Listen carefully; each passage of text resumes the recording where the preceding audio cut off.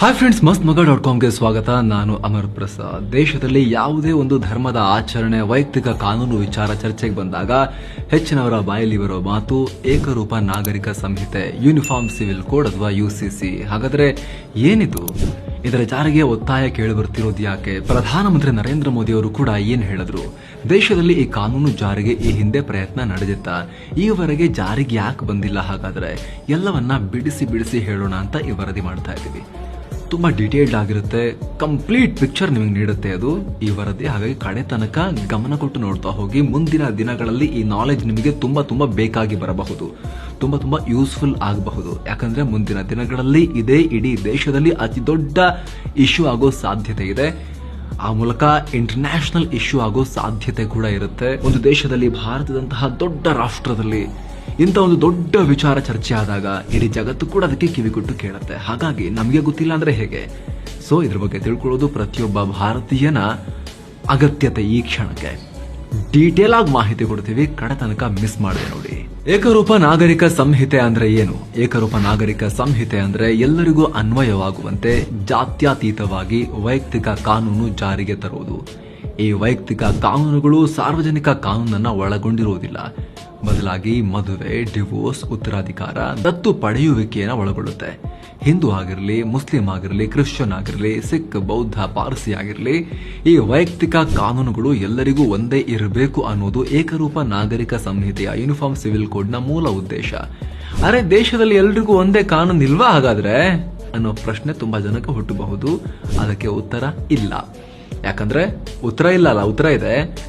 ಉತ್ತರ ಇಲ್ಲ ಅನ್ನೋದು, ಒಂದೇ ರೀತಿ ಕಾನೂನು ಇಲ್ಲ ಅನ್ನೋದು ಉತ್ತರ ಅಂತ. ಯಾಕೆ ಅಂತ ಹೇಳಿದ್ರೆ, ಕೆಲ ಧರ್ಮಗಳಲ್ಲಿ ಅವರದ್ದೇ ಆದ ಪ್ರತ್ಯೇಕ ವೈಯಕ್ತಿಕ ಕಾನೂನುಗಳಿಗೆ, ಪರ್ಸನಲ್ ಲಾಸ್ ಅನ್ನ ಹೊಂದೋಕೆ ಅವಕಾಶ ಕೊಡಲಾಗಿದೆ. ಸ್ವಾತಂತ್ರ್ಯ ಪೂರ್ವದಲ್ಲಿ ಹೇಗಿತ್ತು ಭಾರತ? ಭಾರತಕ್ಕೆ ಸಮಾಜದಲ್ಲಿರೋ ವಿವಿಧತೆಯಲ್ಲಿ ಏಕತೆಯನ್ನು ಕಂಡು ಬ್ರಿಟಿಷರೇ ದಂಗಾಗಿ ಹೋಗಿದ್ರು. ಯಾಕಂದ್ರೆ ಇಲ್ಲಿ ಹಿಂದೂ, ಮುಸ್ಲಿಂ, ಸಿಖ್, ಪಾರ್ಸಿ, ಬೌದ್ಧ ಹೀಗೆ ಪ್ರತಿಯೊಬ್ಬರಿಗೂ ಕೂಡ ಅವರದ್ದೇ ಆದ ಪ್ರತ್ಯೇಕ ಕಾಯ್ದೆ ಕಾನೂನುಗಳಿದ್ವು.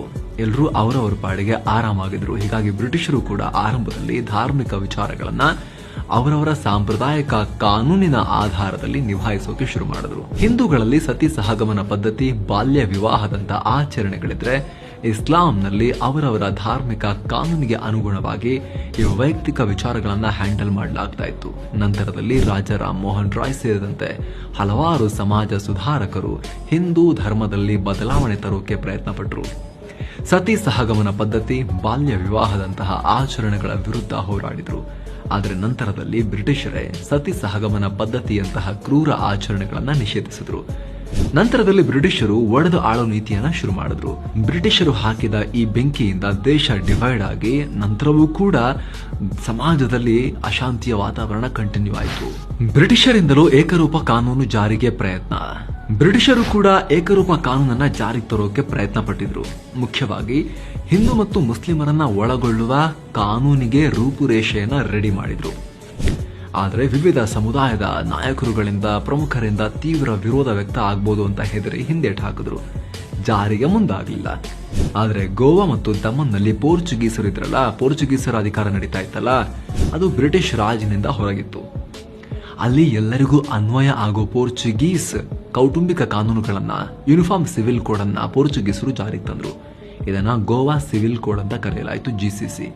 ಇವತ್ತಿಗೂ ಭಾರತದಲ್ಲಿ ಏಕರೂಪ ನಾಗರಿಕ ಸಂಹಿತೆ ಜಾರಿಯಲ್ಲಿರೋ ಏಕೈಕ ರಾಜ್ಯ ಗೋವಾ. ಗೋವಾದಲ್ಲಿದೆ ಎಲ್ಲರಿಗೂ ಒಂದೇ ಕಾನೂನು. ಗೋವಾದಲ್ಲಿ ಪೋರ್ಚುಗೀಸರು 1869ರಲ್ಲಿ ಗೋವಾ ಫ್ಯಾಮಿಲಿ ಲಾ ಅಥವಾ ಗೋವಾ ಸಿವಿಲ್ ಕೋಡ್ ಪರಿಚಯಿಸಿದ್ರು. ಗೋವಾದ ಎಲ್ಲ ನಾಗರಿಕರಿಗೆ ಅನ್ವಯ ಆಗುವಂತೆ ಇದನ್ನ ಜಾರಿಗೆ ತರಲಾಯಿತು. ಯುರೋಪಿನ ಹಲವು ದೇಶಗಳಲ್ಲಿ ಜಾರಿಯಲ್ಲಿರೋ ಕೋಡ್ ನೆಪೋಲಿಯನ್ ಆಧಾರದಲ್ಲಿ ಅಥವಾ ನೆಪೋಲಿಯನಿಕ್ ಕೋಡ್ ಆಧಾರದಲ್ಲಿ ಈ ಕಾನೂನು ರಚಿಸಲಾಗಿದೆ. ಈಗ ಭಾರತಕ್ಕೆ ಸ್ವಾತಂತ್ರ್ಯ ಬಂದ ಮೇಲೆ ಭಾರತ ತನ್ನದೇ ಆದ ಕಾನೂನುಗಳನ್ನ ಅಳವಡಿಸಿಕೊಳ್ತಾ ಬಂತು. ಈ ಕಾನೂನು ಬಹುತೇಕ ಬ್ರಿಟಿಷ್ ಇಂಡಿಯಾ ಕಾನೂನಿಗೆ ಅನುಗುಣವಾಗಿಯೇ ಇತ್ತು. ಅದರಲ್ಲಿ ಸ್ವಲ್ಪ ಡೆವಲಪ್ ಮಾಡಲಾಗಿತ್ತು. ಆದರೆ ಈ ವೇಳೆ ಗೋವಾದಲ್ಲಿ ಪೋರ್ಚುಗೀಸರ ಆಳ್ವಿಕೆ ಅಂತ್ಯ ಆಗಿರಲಿಲ್ಲ. ಹೀಗಾಗಿ ಭಾರತ ಸರ್ಕಾರದ ಹೊಸ ಕಾನೂನಿನ ವ್ಯಾಪ್ತಿಯಿಂದ ಗೋವಾ ಮತ್ತು ದಮನ್ ಹೊರಗುಳಿದ್ವು. ನಂತರ 1961ರವರೆಗೆ ಇಲ್ಲಿ ಪೋರ್ಚುಗೀಸರ ಆಳ್ವಿಕೆನೇ ಇತ್ತು. ನಂತರ ಆಪರೇಷನ್ ವಿಜಯ್ ಅನ್ನೋ ಸೇನಾ ಕಾರ್ಯಾಚರಣೆ ಮೂಲಕ ಗೋವಾದಲ್ಲಿ 450 ವರ್ಷಗಳ ಪೋರ್ಚುಗೀಸ್ ಆಳ್ವಿಕೆಯನ್ನ ಅಂತ್ಯಗೊಳಿಸಿ ಭಾರತಕ್ಕೆ ಸೇರಿಸಲಾಯಿತು. ಆದರೆ ನಂತರವೂ ಅಲ್ಲಿ ಪೋರ್ಚುಗೀಸರು ಜಾರಿಗೆ ತಂದಿದ್ದಂತಹ ಗೋವಾ ಸಿವಿಲ್ ಕೋಡ್ ಅನ್ನ ಮುಂದುವರಿಸಲಾಯಿತು. ಅಂದಿನ ಪ್ರಧಾನಿ ನೆಹರು ಆಗ್ಲಿ, ಅಂದಿನ ಕಾಂಗ್ರೆಸ್ ಆಗ್ಲಿ, ಯಾರೂ ಕೂಡ ದೇಶದಲ್ಲಿ ತರೋದು ಎಷ್ಟು ಕಷ್ಟ ಇದೆ, ಹೆಂಗೋ ಒಂದು ರಾಜ್ಯದಲ್ಲಿ ಅದ್ರ ಪಾಡಿಗದ್ ಬಂದ್ಬಿಟ್ಟಿದೆ ಬಳವಳಿಯಾಗಿ, ಅಲ್ಲಿ ಇರ್ಲಿ, ಅಲ್ಲೇನ್ ಚೇಂಜ್ ಮಾಡೋದು ಬೇಡ, ಮುಂದೆ ಒಂದಲ್ಲ ಒಂದಿನ ಇಡೀ ದೇಶದಲ್ಲಿ ತರಬೇಕು ಅನ್ನೋದು ಎಲ್ಲರ ಒಂದು ನಿಲುವಾಗಿತ್ತು, ಪಂಡಿತ್ ನೆಹರು ಸೇರಿದಂತೆ ಎಲ್ಲರದು ಕೂಡ. ಬಟ್ ಬಹಳ ಸಮಸ್ಯೆ ಇರೋ ವಿಚಾರ ಆಗಿರೋದ್ರಿಂದ, ಬಹಳ ಹೇಳ್ತಾ ಹೋಗ್ತೀವಿ ನಿಮಗೆ ಏನೆಲ್ಲ ಆಯ್ತು ಅಂತ, ಹಾಗಾಗಿ ಸೂಕ್ಷ್ಮ ವಿಚಾರ ಆಗಿರೋದ್ರಿಂದ ಯಾವಾಗ ಆಗುತ್ತೆ ಅನ್ನೋದು ಗೊತ್ತಿರಲಿಲ್ಲ. ಹಾಗಾಗಿ ಗೋವಾದಲ್ಲಿ ಹೆಂಗೂ ಬಳವಳಿಯಾಗಿ ಬಂದ್ಬಿಟ್ಟಿದೆ, ಹೆಂಗೂ ಅದು ಸೆಟ್ ಆಗಿದೆ, ಅಲ್ಲೇನ್ ಚೇಂಜ್ ಮಾಡೋದು ಬೇಡ ಅಂತ ಅಲ್ಲದನ್ನ ಹಾಗೆ ಕಂಟಿನ್ಯೂ ಮಾಡ್ಕೊಂಡು ಹೋಗ್ಲಾಯ್ತು. ಸ್ವಾತಂತ್ರ್ಯ ಬಂದ ಬಳಿಕ ಒಂದೇ ಕಾನೂನಿನ ಕೂಗು. ಭಾರತಕ್ಕೆ ಸ್ವಾತಂತ್ರ್ಯ ಬಂದ ಬಳಿಕ ಏಕರೂಪ ನಾಗರಿಕ ಕಾನೂನಿನ ಕೂಗು ಕೇಳ್ಬರ್ತಾನೆ ಇದೆ. ಭಾರತದ ಸಂವಿಧಾನ ರಚನಾಕಾರರು ಕೂಡ ಎಲ್ಲರಿಗೂ ಒಂದೇ ಕಾನೂನು ಇರಬೇಕು ಅಂತ ಸಲಹೆ ಕೊಟ್ಟಿದ್ರು. ಸಂವಿಧಾನ ಶಿಲ್ಪಿ ಡಾಕ್ಟರ್ BR ಅಂಬೇಡ್ಕರ್ ಕೂಡ ಏಕರೂಪ ನಾಗರಿಕ ಸಂಹಿತೆ ಜಾರಿಗೆ ಒತ್ತಾಯಿಸಿದರು. ಹಿಂದೂ ಸಮುದಾಯದಲ್ಲಿರೋ ಜಾತಿ ಪದ್ಧತಿಯನ್ನ ಕಿತ್ತೊಗಿಬೇಕು, ಮುಸ್ಲಿಂ ಧರ್ಮದ ಮಹಿಳೆಯರಿಗೆ ಶರಿಯಾ ಕಾನೂನಲ್ಲಿ ಹೆಚ್ಚಿನ ರಕ್ಷಣೆ ಇಲ್ಲ, ಅವರಿಗೆ ಸೂಕ್ತ ರಕ್ಷಣೆ ಕೊಡೋಕೆ ಹಿಂದೂ ಸಮುದಾಯದಲ್ಲಿ ಸುಧಾರಣೆಗಳನ್ನ ಜಾರಿಗೆ ತರೋಕೆ ಏಕರೂಪ ನಾಗರಿಕ ಸಂಹಿತೆ ಒಳ್ಳೆ ಅವಕಾಶ ಅಂತ ಹೇಳಿದ್ರು. ಆದ್ರೆ ಈ ವೇಳೆ ಸಂಸತ್ನಲ್ಲಿ ಅಂಬೇಡ್ಕರ್ ಅವರಿಗೆ ದೊಡ್ಡ ವಿರೋಧ ವ್ಯಕ್ತ ಆಯಿತು. ನಂತರದಲ್ಲಿ ಜವಾಹರ್ಲಾಲ್ ನೆಹರು ಅಂಬೇಡ್ಕರ್ ಅವರ ಸುಧಾರಣೆಯ ಒತ್ತಾಯವನ್ನ ಬೆಂಬಲಿಸಿದ್ರು.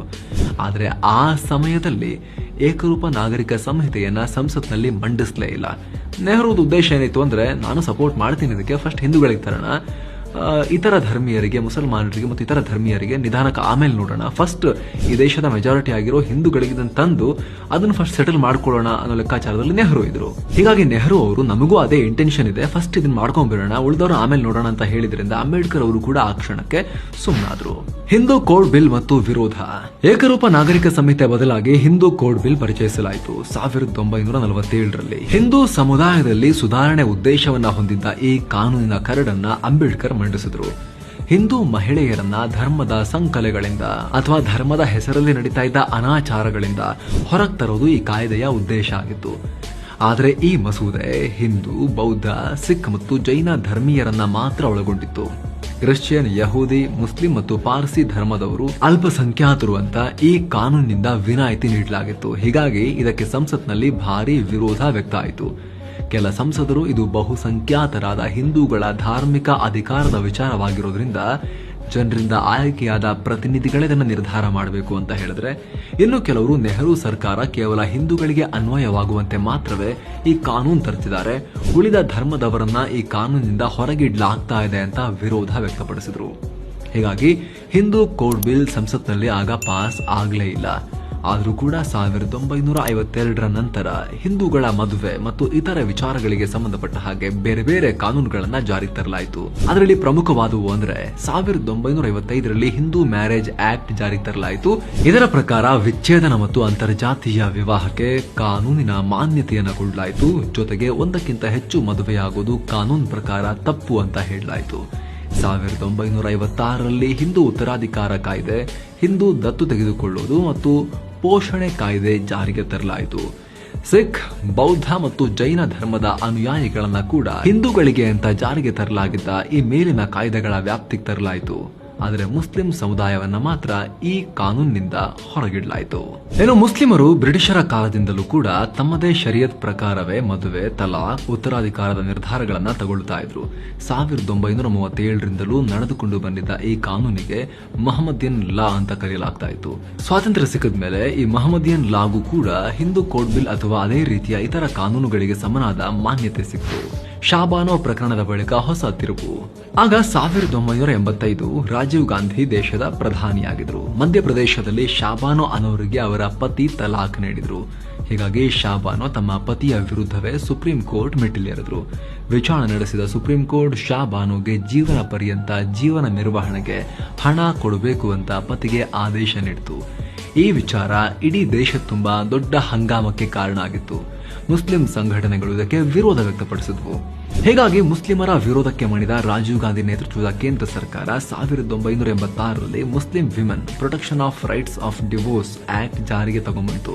ಈ ಹೊಸ ಕಾಯ್ದೆ ಸುಪ್ರೀಂ ಕೋರ್ಟ್ ನೀಡಿದ್ದ ತೀರ್ಪನ್ನೇ ಉಲ್ಟಾ ಮಾಡಿಬಿಡ್ತು, ಬದಲಿಸ್ಬಿಡ್ತು. ಯಾಕಂದ್ರೆ ಈ ಕಾಯ್ದೆಯಲ್ಲಿ ವಿಚ್ಛೇದನದ ಬಳಿಕ 3 ತಿಂಗಳು ಅಂದ್ರೆ 90 ದಿನ ಮಾತ್ರವೇ ಜೀವನ ನಿರ್ವಹಣೆಗೆ ಹಣ ಕೊಟ್ಟರೆ ಸಾಕು ಅಂತ ಹೇಳಲಾಯಿತು. ಈ ಮೂಲಕ ಮುಸ್ಲಿಂ ಮಹಿಳೆಯರು ತಲಾಕ್ ಬಳಿಕ ಜೀವನ ನಿರ್ವಹಣೆಯ ದುಡ್ಡಿಗಾಗಿ ಸುಪ್ರೀಂ ಕೋರ್ಟ್ ಮೆಟ್ಟಿಲೇರೋಕೆ ಅವಕಾಶವೇ ಇಲ್ಲದಂಗಾಯಿತು. ಜೊತೆಗೆ ಇಡೀ ದೇಶದ ಎಲ್ಲ ಧರ್ಮದವರಿಗೆ ಅನ್ವಯವಾಗುವಂತೆ ಸಿವಿಲ್ ಮ್ಯಾರೇಜ್ ಆಕ್ಟ್ ಜಾರಿಗೆ ತರಲಾಯಿತು.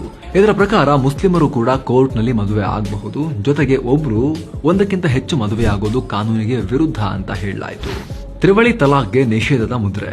ಇಲ್ಲಿ ಗಮನಿಸಬೇಕಾಗಿರೋ ಅಂಶ ಅಂದ್ರೆ ವಿಶ್ವದ 23 ಮುಸ್ಲಿಂ ದೇಶಗಳು, ಮೊನ್ನೆ ಮೋದಿ ಹೋಗಿದ್ರಲ್ಲ ಈಜಿಪ್ಟ್, ಅದು ಸೇರಿದಂತೆ ಈ ಟ್ರಿಪಲ್ ತಲಾಕ್ 3 ಬಾರಿ ತಲಾಕ್ ಅಂತ ಹೇಳಿ ಡಿವೋರ್ಸ್ ಕೊಡೋ ಪದ್ಧತಿಯನ್ನ ಬ್ಯಾನ್ ಮಾಡಿವೆ. ಇವುಗಳ ಪೈಕಿ ಇಸ್ಲಾಮಿಕ್ ರಾಷ್ಟ್ರಗಳಾದ Pakistan, Bangladesh, Turkey, Algeria, Egypt ಕೂಡ ಸೇರಿವೆ. ಅದರಲ್ಲೂ ಪಾಕಿಸ್ತಾನದಲ್ಲಿ 1955ರಲ್ಲೇ ಟ್ರಿಪಲ್ ತಲಾಕ್ ನಿಷೇಧ ಪ್ರಕ್ರಿಯೆ ಶುರುವಾಗಿತ್ತು. ಆದರೆ ಭಾರತದಲ್ಲಿ ಮಾತ್ರ ಈ ಸಂಪ್ರದಾಯ ಮುಂದುವರೆಕೊಂಡೇ ಬಂದಿತ್ತು.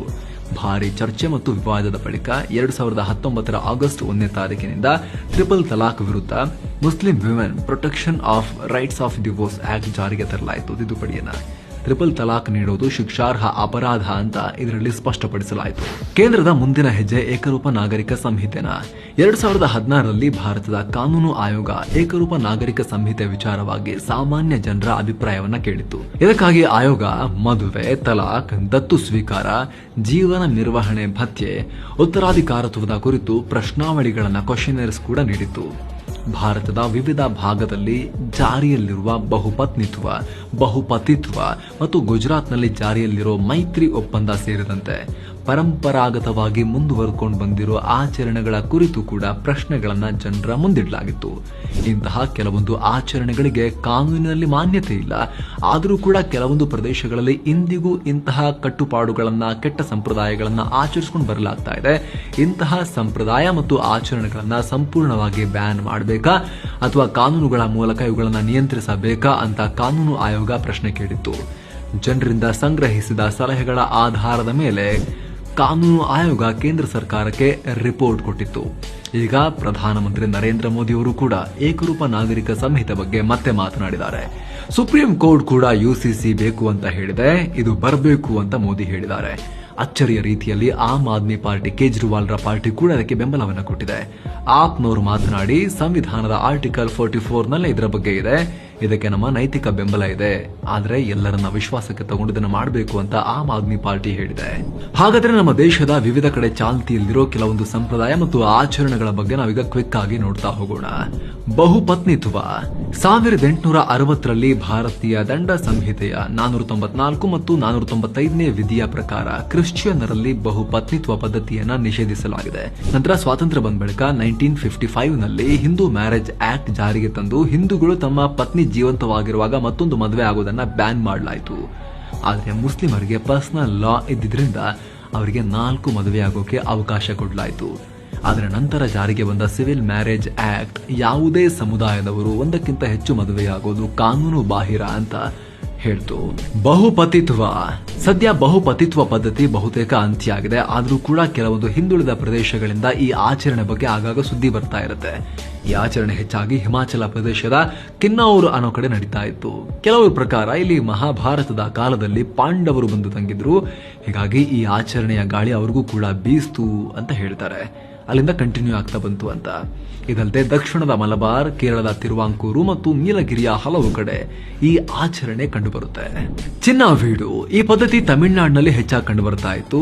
ಚಿನ್ನ ವೀಡು ಅಂದ್ರೆ ಸಣ್ಣ ಮನೆ ಅಂತ ಅರ್ಥ. ಅಂದ್ರೆ ಈ ಸಂಪ್ರದಾಯ 2ನೇ ಮದುವೆಗೆ ಅವಕಾಶ ಮಾಡಿಕೊಡ್ತಾ ಇತ್ತು. ಎಷ್ಟರ ಮಟ್ಟಿಗೆ ಅಂತ ಹೇಳಿದ್ರೆ, ರಾಜಕಾರಣಿಯೊಬ್ಬರು ಕೂಡ ಈ ಪದ್ಧತಿಯಂತೆ ಮೊದಲ ಪತ್ನಿ ಜೀವಂತವಾಗಿರುವಾಗಲೇ ಈ ಪದ್ಧತಿಯ ಆಶ್ರಯ ಪಡೆದು ಮತ್ತೊಂದು ಮದುವೆಯಾಗಿದ್ರು. ಸದ್ಯ ಈ ಪದ್ಧತಿ ಅಳಿವಿನ ಅಂಚಿಗೆ ಬಂದು ತಲುಪಿದೆ, ಅಲ್ಲೂ ಕೂಡ ಬಹಳ ಎಂಜೋರಾಗಿಲ್ಲ. ಮೈತ್ರಿ ಒಪ್ಪಂದ ಇದು ಗುಜರಾತ್ನಲ್ಲಿ ಜಾರಿಯಲ್ಲಿರೋ ಒಂದು ಆಚರಣೆ. ಈ ಪದ್ಧತಿ ಒಂದು ರೀತಿ ಲಿವ್ ಇನ್ ರಿಲೇಶನ್ಶಿಪ್ ರೀತಿ ಇರುತ್ತೆ. ಆಗಿನ ಕಾಲದಲ್ಲೇ ನೋಡಿ, ಇದೆಲ್ಲ ಮಾಡರ್ನ್ ಟರ್ಮ್, ಲಿವ್ ಇನ್ ಎಲ್ಲ, ಬಟ್ ಆಗಿನ ಕಾಲದಲ್ಲೇ ಅಲ್ಲಿನ ಹಳ್ಳಿ ಜನ ಇದನ್ನ ಫಾಲೋ ಮಾಡ್ತಾ ಇದ್ರು. ನಾವಿಬ್ರು ಮದುವೆ ಆಗೋದ್ ಬೇಡ, ಬಟ್ ಒಟ್ಟಿಗಿರೋಣ ಅಂತ ರಿಟರ್ನ್ ಅಗ್ರಿಮೆಂಟ್ ಕೂಡ ಮಾಡ್ಕೊಳ್ಳಲಾಗುತ್ತೆ. ಈ ಅಗ್ರಿಮೆಂಟ್ಗೆ ಮ್ಯಾಜಿಸ್ಟ್ರೇಟ್ ಅವರೇ ಅನುಮೋದನೆ ಕೊಡೋ ಪದ್ಧತಿ ಇದ್ರಿಂದ ಸ್ಥಳೀಯ ಮಟ್ಟದ ಕಾನೂನು ಮಾನ್ಯತೆನೇ ಸಿಕ್ಕಂತಿರ್ತಾ ಇತ್ತು. ಇದಕ್ಕೆ ಕಾಲಕ್ಕೆ ತಕ್ಕಂತೆ ಬದಲಾಗ್ಲಿಲ್ವಾ ಮುಸ್ಲಿಂ ಕಾನೂನು? ಹಿಂದೂ ಸಮಾಜದಲ್ಲಿ ಕಾಲ ಕಳೆದಂತೆ ಹಲವಾರು ಕ್ರಾಂತಿಕಾರಿ ಬದಲಾವಣೆಗಳು ಆಗ್ತಾನೆ ಬಂದಿದೆ. ಹಲವಾರು ಭಯಾನಕ ಮತ್ತು ಕೆಟ್ಟ ಆಚರಣೆಗಳು ಕಾಲಚಕ್ರದಲ್ಲಿ ಅಳೆದು ಹೋಗಿವೆ. ಇನ್ನೂ ಕೂಡ ಆ ಪ್ರೋಸೆಸ್ ಆನ್ ಗೋಯಿಂಗ್ ನಡೀತಾನೆ ಇದೆ. ಆದರೆ ಮುಸ್ಲಿಂ ಸಮಾಜದಲ್ಲಿ ಇಂದಿಗೂ ಕೆಲವೊಂದು ಪ್ರಾಚೀನ ಮಾನ್ಯತೆಗಳನ್ನ ಆಚರಿಸಿಕೊಂಡು ಬರಲಾಗ್ತಾ ಇದೆ. ಅದರಲ್ಲೂ ನಮ್ಮ ದೇಶದಲ್ಲಿ 1937 ಬಳಿಕ ಮುಸ್ಲಿಂ ಪರ್ಸನಲ್ ಲಾ ನಲ್ಲಿ ಯಾವುದೇ ಬದಲಾವಣೆಗಳು